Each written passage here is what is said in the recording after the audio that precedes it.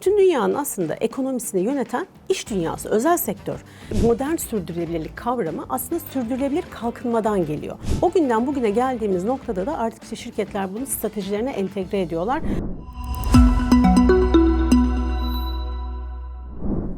Dünyamızın karşı karşıya olduğu en büyük tehlike bir başkasının gelip onu kurtaracağına inanmaktır. Bugünkü konuğum ise buna inanmayanlardan. Hepimiz için Yapay Zeka özel serisinde yapay zeka ve sürdürülebilirlik konuşacağız. Kendisi Impact Maze kurucusu ve sivil toplum lideri Nilüfer Aktaş. Nilüfer hoş geldin. Hoş bulduk. Kısaca kendinden bahseder misin? Tabii. Ekonomi mezunuyum aslında. Çok uzun yıllar, yaklaşık 25 yıl hem ulusal hem de global bankalarda varlık yönetimi, özel bankacılık yaptım. Stratejik işlerde de, projelerde de yer aldım. Ama böyle kariyerimin son çeyreğinde bu rollerime devam ederken aynı zamanda da dijital ve yeşil dönüşüm son 10 yılda bütün şirketlerin ajandasında olduğu için o projelerde de rol almaya başladım. Böylece aslında her iş insanının da gördüğümüz bir özelliktir bu. Bağları kurabilmek, bağlantıları okuyabilmek. Ben de onu tercih ettim. Yani tek bir alanda uzmanlaşmak yerine geniş konulara girmeye başladım. Bu da benim bugün olduğum noktaya getirdi aslında. Son 4-5 yıldır da kendi şirketim Impact Maze üzerinden şirketlerin yeşil ve adil dönüşüm odağında iş modeli entegrasyonu, iş modeli dönüşümlerine destek olmaya çalışıyorum. Bir de böyle ufak tefek dediğin gibi STK rollerim var. Bunların arasında zamanımı ayırdım. Faydalı olmaya çalışıyorum, çaba gösteriyorum diyebilirim. Çok güzel. Gerçekten faydalı olmaya çalıştığını biz duyuyoruz. Birazdan da bahsedeceğiz ama şimdi sürdürülebilirlik diyoruz ya. Biz sürdürülebilirlik deyince ne anlamalıyız? Kapsamı nedir? Nereden çıktı bu kavram? Çok güzel. Aslında hemen bir kısa o zaman hikayesini anlatalım. Şimdi izleyicilerimiz belki hepsi aynı şeyi anlamıyorlar dediğin gibi sürdürülebilirlik dediğimiz zaman. Şimdi öncelikle modern sürdürülebilirlik kavramı aslında sürdürülebilir kalkınmadan geliyor. Ve kalkınma da çok uzun yıllar biliyorsun devletlerin ukdesinde olan bir mesele. Halen de öyle tabii ki. Fakat bu işte çevre konferanslarını belki hatırlarsın uzun yıllar 80'lerde falan. Devletler böyle toplandılar çok uzun yıllar. Konuştular sadece ve bir anlaşmaya varamadılar. En sonunda 2015'teki Paris İklim Zirvesi'nde şöyle bir aydınlanma yaşandı dünyada. Dendi ki bütün dünyanın aslında ekonomisini yöneten iş dünyası, özel sektör. Üretimin, istihdamın 3'te 2'sini karşılıyor. Dolayısıyla böyle önemli bir aktörü biz bu kadar temel sorunlarımızı çözmede içeri almazsak nasıl çözeceğiz bu sorunları diye bir aydınlanma yaşandı. Ve bugün herkesin bildiği o 17 sürdürülebilir kalkınma hedefi böyle kutu kutu belki gösteririz bir yerinde. 2015 yılında iş dünyasının önüne böyle karne gibi konuldu. İş dünyası ilk önce bunu algılayamadı demek istemiyorum ama şöyle oldu. İş dünyası bunu şöyle algıladı ilk önce. İyi şirket olalım, çevreye işte çevreye az zarar verelim modunda anladı ve yaptığı güzel işleri kurumsal sosyal sorumluluk gibi anlatmaya devam etti ve ne yaptı? Sürdürülebilir kalkınma hedeflerini etiketledi yaptığı bir sürü işi aslında bu alanda. Fakat şimdi son 5 yıldır ne değişti dersen, özellikle son 7-8 yıldır, şimdi şirketlerden artık sadece bunu işte işimi yapmaya devam edeyim, yanında da işte iyilik yapayım diye değil, bütün stratejilerini, bütün iş modellerini değiştirmeleri gereken bir yol haritasına dönüştürmeleri bekleniyor şirketlerden. Daha da böyle çok radikal bir mesaj verildi o yıllarda. Şirketlere dendi ki sadece kar odaklı çalışmayın, değer üretirken topluma ve çevreye sağladığınız faydayı da şeffafça raporlayın dendi. O günden bugüne geldiğimiz noktada da artık işte şirketler bunu stratejilerine entegre ediyorlar. Aslında yeni bir ekonomik model desek herhalde çok yanlış olmaz. Çünkü regülasyonlar değişiyor, ticaret politikaları geliyor. Yeni bir rekabet modeli. Avrupa Birliği zaten bunu sürdürülebilirlikle ilgili yaptığı bütün bu yeni kurallar silsilesinde benim yeni rekabet modelim diye anlatıyor. Sen bana tekrar sor, ben sorumlu büyümeden bahsedeyim. Okey, süper. Tamam. Son olarak eklemek istediğim bir şey ama öncesinde bir şeyler diyordum ama orayı keseriz. Bir başkasının gelip onu kurtaracak... Pardon, özür dilerim arkadaşlar. Ya çok güzel başladın. Tamam. Özellikle stratejilerine entegre ediyorlar kısmı çok önemli. Evet. Yani böyle gerçekten olsa da olur, olmasa da olur yerinden değil. Tamamen stratejiye koydukları ve kendilerini adapte etmeleri gereken bir kavramdan bahsediyoruz. Doğrudur. Şimdi biz burada yapay zeka konuşuyoruz. Doğrudur. Çünkü o serinin içindesin zaten ve özellikle sürdürülebilirlik konusunda bir soru işareti. Yapay zeka ile beraber bu sürdürülebilirlik kavramları bağımsız mıdır? Beraber şekilleniyor mu? Burada yapay zeka nasıl destek oluyor? Biraz da bu açıdan bakar mısın? Şimdi sürdürülebilirlikle yapay zeka hem ayrı ayrı tabii ki konular, bağımsız konular ama birbirlerini destekledikleri de alanlar var. Biraz onlara da bakarız. Bir kere ama şunu söylemem lazım. Hani en büyük ortak noktaları ne dersen aslında ikisi de aynı sorunun cevabını arıyor.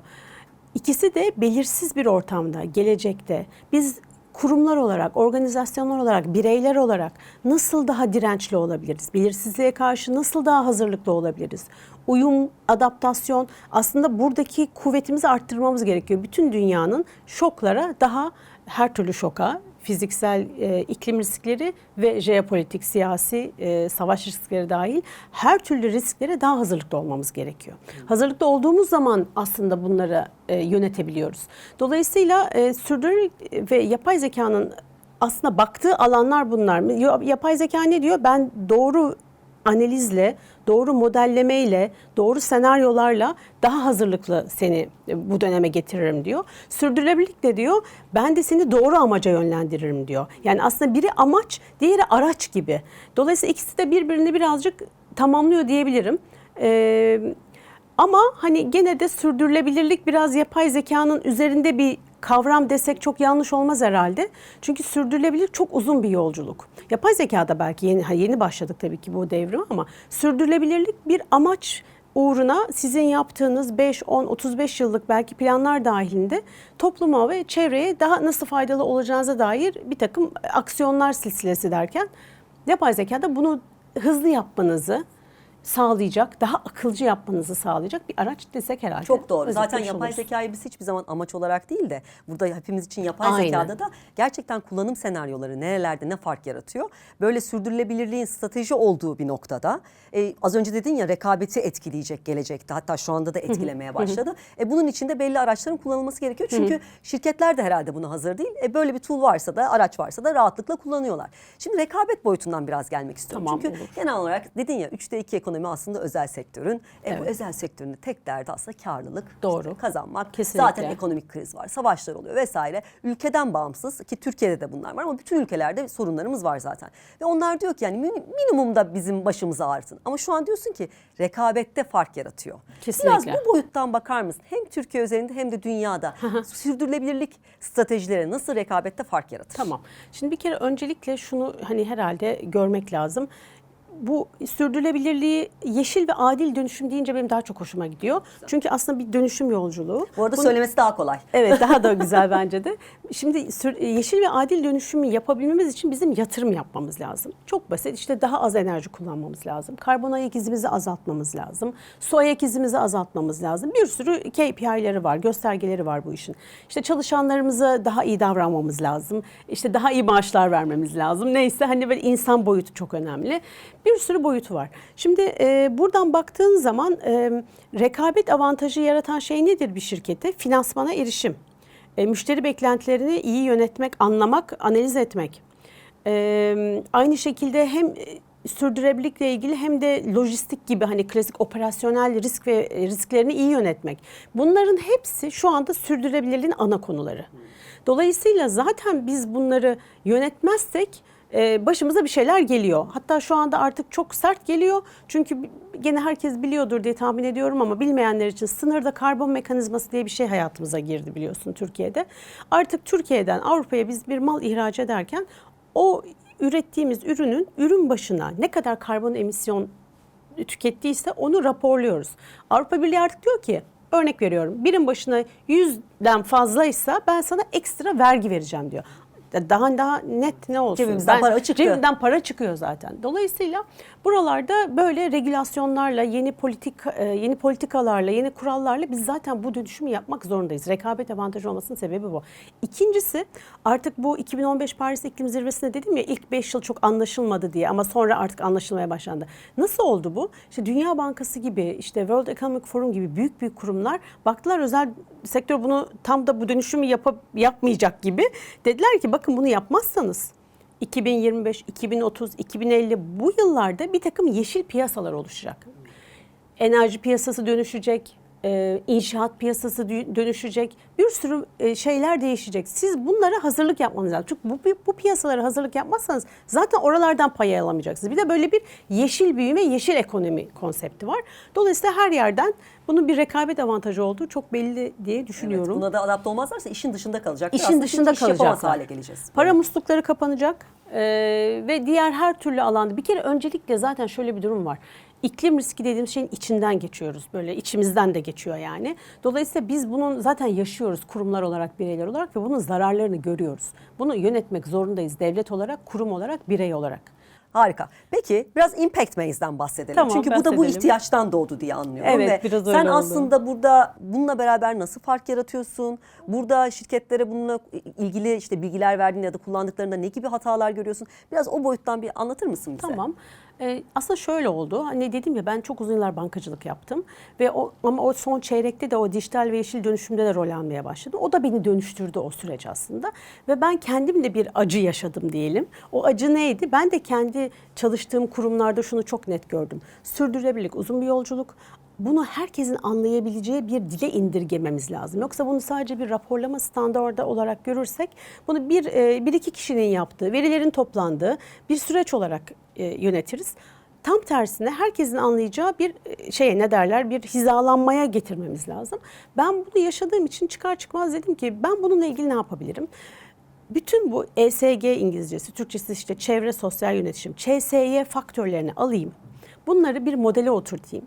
Bu modelde bize herkesin anlayabileceği şekilde altına da bir makine öğrenmesiyle bir tavsiye motoru yaptık. 1 sene sürdü. Veri analizleriyle çalıştım ve bu model sayesinde şirketler bugün artık mesela olgunluk gibi düşün bunu. Ben bugün neredeyim? 1 yıl sonra, 2 yıl sonra hedeflerime göre hangi aksiyonları alırsam sürdürülebilirlikte ilerlerimle ilgili aslında bir yazılım çalıştım ben. Bu beni çok rahatlattı. Eğer bunu ben yapmasaydım sürdürülebilirlik konusunda da hani bu kadar belki bugün bilgili olamazdım diye düşünüyorum. Bu çalışmayı yaptıktan sonra şirketlere de uygulamasını yaptım. Impact Maze üzerinden verdiğim danışmanlıklarda da şunu gördüm. Sürdürülebilirliği gerçekten böyle sanki sadece bir raporlama meselesi gibi görünce sonuca odaklanıyorlar. Halbuki o sonuca giden yolda bir yeniden bir yapılanma var ya, büyük stratejiler, riskler, fırsatlar, analizler. Bu çok kıymetli. Bunu yapabilmek lazım. Yapay zekayı bence bağlayalım burada artık. Şimdi mesela çok uzun yıllar bu iş danışmanlık şirketleri, tabii ki bu işin uzmanları var. Onlar tarafından yapılıyor. Bence yapay zeka ile birlikte artık bu kapasiteyi şirketler kendi içine kurabilir. Çünkü uluslararası standartlar belli, modeller belli. O standartları artık sen şirket olarak neyi önceliklendiriyorsan bu konuda, onu da tabii kendine göre craft edeceksin. Bunu agentic robotlarını kullanarak, botlarını kullanarak kendi şirketin içerisinde bu kapasiteyi kurabilirsin. Ne yapabilirsin? Şirket olarak sürdürülebilirlik stratejini dinamik olarak yazabilirsin. Hedeflerini dinamik olarak revize edebilirsin. Yani burada uzatmayayım, birçok şeyi Yaşayan yapabilirsin. bir sistem haline Yaşayan gelir. bir sistem haline getirebilirsin. Evet, Bu beni çünkü çok heyecanlandırıyor. Ben bunun işte çok aslında ilk başta bu 2022 yılında yaptığımda daha üretken yapay zeka piyasaya gelmemişti. Şimdi yapsam büyük bir ihtimalle white coding ile kendim yaparım. O zaman bir teknoloji şirketiyle işbirliği yapmak zorunda kalmıştım. Böyle bir devrimden geçiyoruz yani, düşün. harika. Hatta çok güzel bir örnek verdim. Burada yapay zeka serisinde de yine misafirlerimizden biri bahsederken bundan bahsetmişti. Önemli Evet. olan fikir sahibi olmak. Doğru. Çünkü aslında agentic AI sayesinde Doğru. herkes her türlü Çok fikri doğru. hayata geçirebilir. Yeter ki buna niyet edelim ve devam edelim. Çok güzel. Peki bu yapay zeka sürdürülebilirlik konusunda böyle seni çok heyecanlandıran örnekler dünyadan var mıdır? Daha böyle dinleyenlerin de bunları mı, Evet. buna mı sebep olmuş dediği. Yapay zekanın aslında özellikle çevre tarafında çok büyük faydası var ama bunu herkes biliyor diye düşünüyorum. Gene de hani bahsedeyim. Tabii. Hani iklim modellemesi, enerji optimizasyonu, iklim modellemesinde niye faydalı?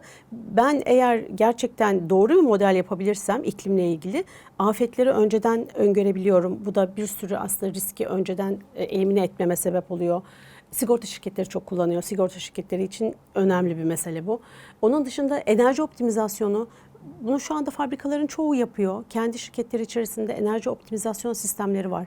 Google yapıyor. Kendi veri merkezlerinde %20'ye yakın sadece yapay zeka kullanarak enerjiden tasarruf ediyor. Her türlü izleme, su izleme, ormansızlaşma, aklına gelebilecek her türlü çevreyle ilgili veya insanla ilgili meseleleri biz yapay zeka verisiyle doğru izleyebiliyoruz. İzlemek ne demek? veri elimde olunca ben onu doğru da yönetebiliyorum. Her şeyi veriyle yönetebiliyorum. O yüzden sürdürülebilirliğin böyle merkezine yapay zeka oturmuş durumda.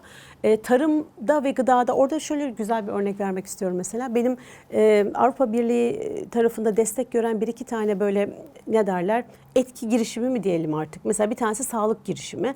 Ne yapıyor? Bu mental well-being konusu çok önemli. Akıl sağlığımız ve dünyada şu anlaşıldı artık. Fiziksel olarak yaşadığımız hastalıkların çoğunun sebebi stres ve psikoloji kaynaklı. Fakat şeyi çözemiyorlar. O stres ve psikoloji kaynaklı dönemde çok ellerinde veri olmadığı için oralardan başlayıp bir teşhis veya bir tedavi yapamıyorlar. Şimdi yapay zekayla bir terapi esnasında yaşanılan şeyleri veriye dökerek buraları çözebiliyoruz mesela. Böyle bir girişim var. Bir gıda ve tarım alanında çalışan bir girişim var. Ham madde mesela sen getireceksin. Ama diyelim ki çay ithal ediyorsun. Çay ithal ettiğin yerdeki yağmur durumuna göre o ürünün fiyatının artması veya azalması ihtimali var. Bunu gene yapay zeka tabanlı algoritmalarla izleyebiliyorsun. Kendini ona göre hazırlayabiliyorsun. Zaten mesele de şu anda dünyada ona geldi. Herkes niye resilience konuşuyor, dayanıklılık konuşuyor? Çünkü artık biz hiçbir şey yönetemeyeceğimizi anladık.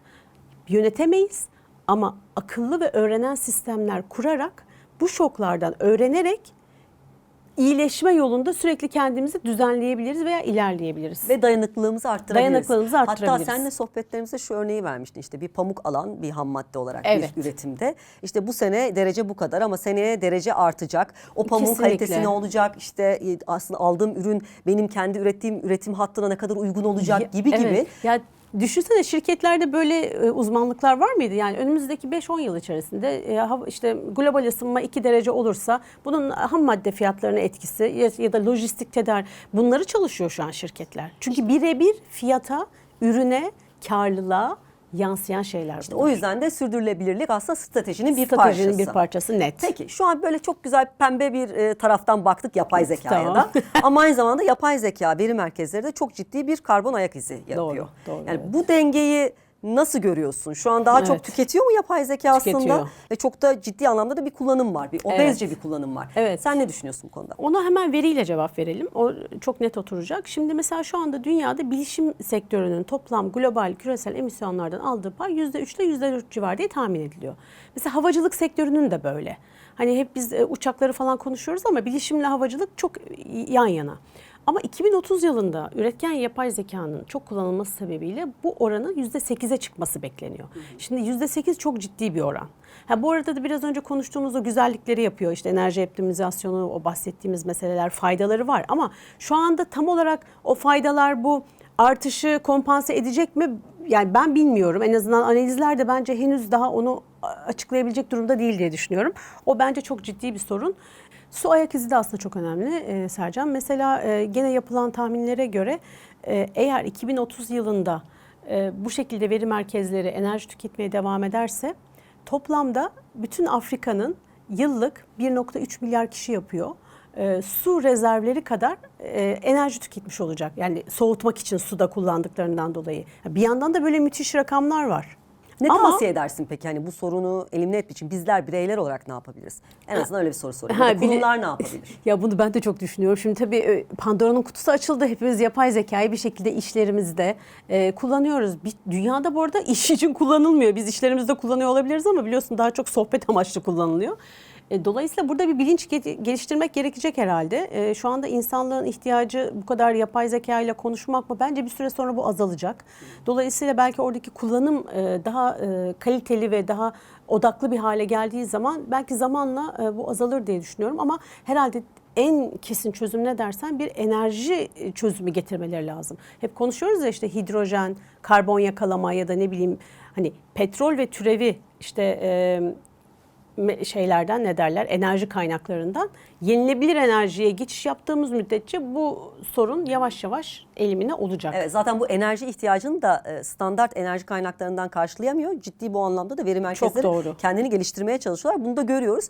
İnşallah hani doğaya daha az zarar vererek teknolojinin bir parçası olacağız. Çok Peki doğru. son bir soru sormak istiyorum. Çünkü sen aynı zamanda üniversitelerde de eğitim veriyorsun ve gençlere Doğru. çok yakınsın. Biz de dinleyen çok fazla genç arkadaşımız süper. var. Bilgisayar mühendisi, yazılım mühendisleri, işte mühendisler ve bu alanda çalışmak isteyenler.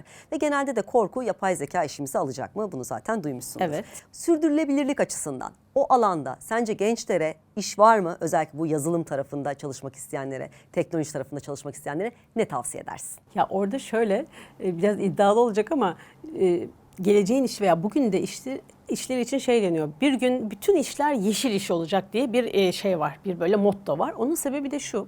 Aslında bugün konuştuğumuz konular hepsi farkındaysan bir kurumun, bir organizasyonun, halkların, devletlerin daha iyi, daha eşitlikçi, daha az doğayı kirleten bir yola sokuyor bizi, değil mi? Bütün iş dünyası aslında buna evriliyor. Dolayısıyla bu arkadaşlarımız, gençler zaten ilgililer bu konulara. Teknolojiyi bu amaçla nasıl kullanırım noktasında daha çok fikir geliştirirlerse bence kurumlarda çok fayda yaratırlar. Kurumlarda böyle insanlara çok ihtiyaç var. Teknolojiyi, ben bir yapay zekayı danışacağım ama ne soracağım ona? Doğru soruyu sormam lazım. Biliyorsun şu anda herkes aynı şeyi söylüyor. Cevaplar her yerde. Ben doğru soruyu sorabilirsem doğru bir aslında cevap alabiliyorum ya, o soruyu sormak önemli. O soruyu sorabilmek için de bizim halen meraklı olmaya devam etmemiz lazım. Sürdürülebilirlik ve yapay zekanın birleştiği bir sürü alan var olacak ama bu iki konuyu sürekli okumaları lazım. Ve sektör bağımsız. Sektör bağımsız, Herkesin tabii. ihtiyacı var. Herkes prompt engineering olmayı bilecek. Herkes işte doğru soruları sormanın ne olduğunu bilecek. Herkes belki white coding yapacak. Ama onun dışında herkes aynı zamanda hangi teknolojinin yeşil dönüşüme ve adil dönüşüme, hangi ürünün daha hızlı hizmet ettiğini de çalışacak gibi. Çok genel bir cevap biliyorum çünkü bir meslek yok söylediğin. Yani şöyle mesela bir ara yurt dışında çok vardı. Türkiye'de çok olmadı ama şirketlerde Chief Sustainability Officer diye bir rol oluştu. Ama bu çok nadir. Yani halen düşün, halen lüks. Türkiye'de yok mesela çok fazla böyle bir rol.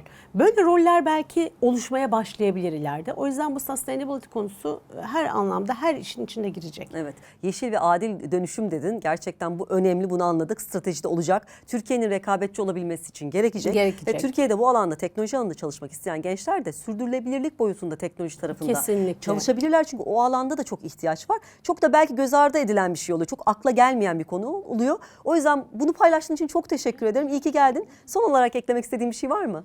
Şimdi Sercan, aslında bu konuştuğumuz şeylerin hepsi böyle iki kelimeyle anlatmam gerekirse sorumlu büyüme kavramını belki söylemek doğru olur. Çünkü biz en azından kendi ülkemiz için konuşayım. Anti büyüme diye bir modele gidemiyoruz. Büyüyeceğiz. Sorumlu büyümemiz lazım. Sorumlu büyümek ne demek? Tüm paydaşlarımız için faydalı olan